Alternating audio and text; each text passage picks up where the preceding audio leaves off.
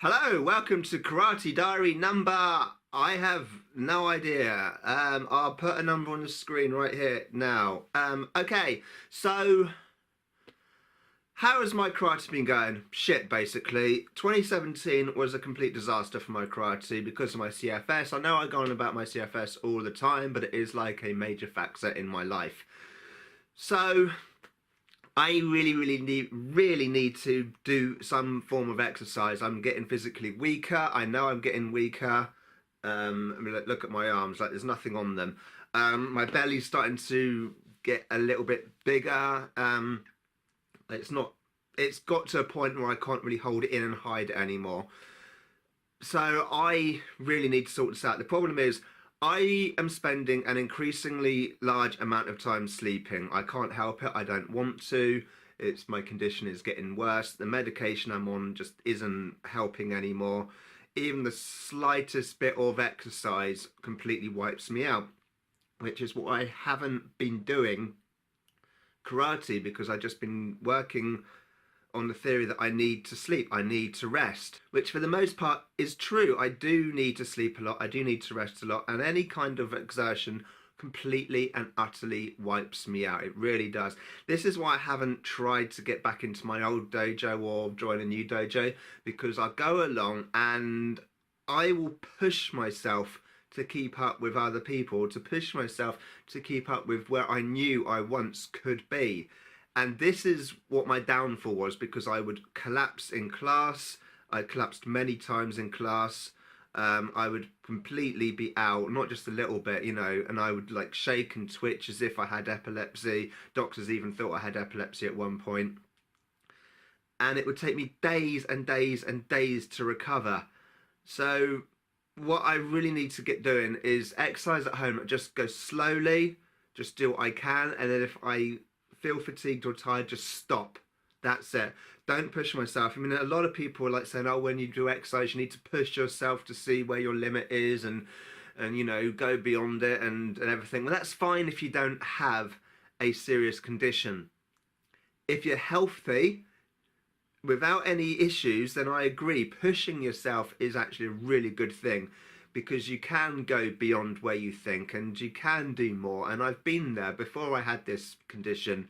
I've been there. I've got to the point where I thought I couldn't carry on, thought I've got nothing left to give, but I pushed myself a bit further, got through that mental barrier, got through that physical wall. That's why they call it a wall, because it is literally like running into one.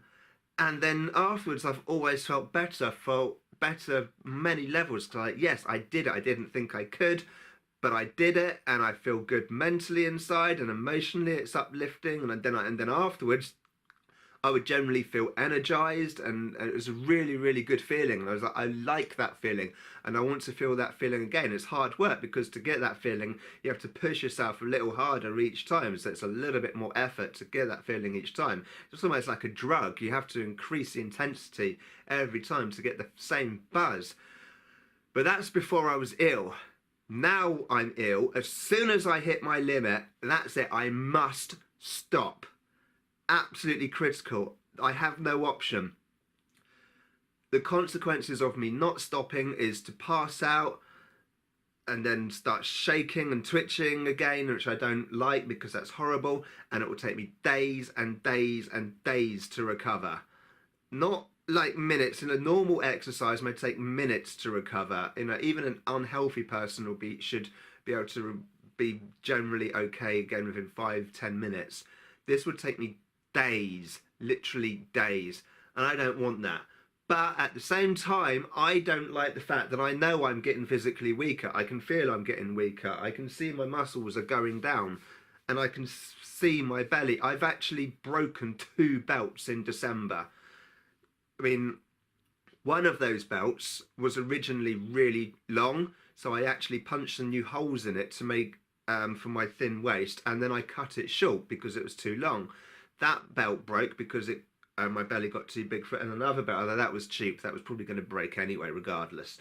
So I'm actually without a belt now, so that sucks. So I'm going to exercise, I'm going to do what I can, but the moment I start getting fatigued and it's like, this is it, I must stop. I must not push myself beyond that point. It's absolutely critical. And as I said, that's one reason I haven't gone to another dojo or tried to get back into my old dojo, is because it's just really it's so unbelievably frustrating. You're doing some kata or something, you're going through the motions, and it's just like, I can't do this, I have to sit out, and it's just like, it's just a nightmare. And or maybe I'm doing some kumite and I get the brain fog and I can't think what I'm doing. I was literally, I don't know what to do because I got the brain fog. So I have to just go at my own pace, go really slowly, and then hopefully by doing that I can actually get back into it. But it's gonna be a very, very, very slow process. I figure I might do most of these exercises in the evening. There is a school of thought that doing exercise like in the evening is not a good thing, but any exercise I do is going to completely wipe me out anyway. So it's probably best if I do the exercise, and then that will cause me to wipe out, and then I just go to bed rather than trying to get through the day with this constant fatigue, because that's just no good. So that's what I'm gonna do. I'm gonna get on it. I'm just gonna go really slowly. I'm just gonna do some basics, the Keon, just some really basic blocks, some basic punches, some basic kicks. I'm not gonna do anything at my previous level, because obviously if you watch my old karate diaries, you'll know that I was trying to get to my last grading and then would have progressed on to black belt. I'm not going to try anything at that level because my health just won't allow it. I'm just going to go right back to the very basics, just the very basic movements, get the basic shapes, and practice the breathing. My breathing, just in general life, my breathing has been really difficult lately. I've mentioned this in a couple of videos. I've been really struggling to breathe lately, just existing, not actually doing any exercise. So I'm going to cut it right down and just move. I'm not gonna like try and do like a hard punch or anything. It's literally just movement, just getting the body movement, because I am spending probably about 90% of my time in this bed, literally curled up asleep. I'm almost at the stage where I was before I was taking medication. Before I was on medication, I would sleep like 20 hours a day.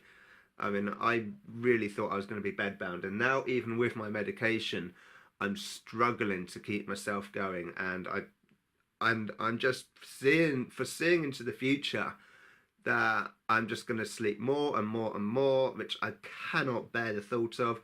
I'm going to get weaker and weaker, my belly's going to get bigger and bigger, and I'm just on a downward slope here, and I need to stop this. So it's just going to be very slow movement. There's going to be almost no power in the techniques to begin with, but we'll see if I can build it up.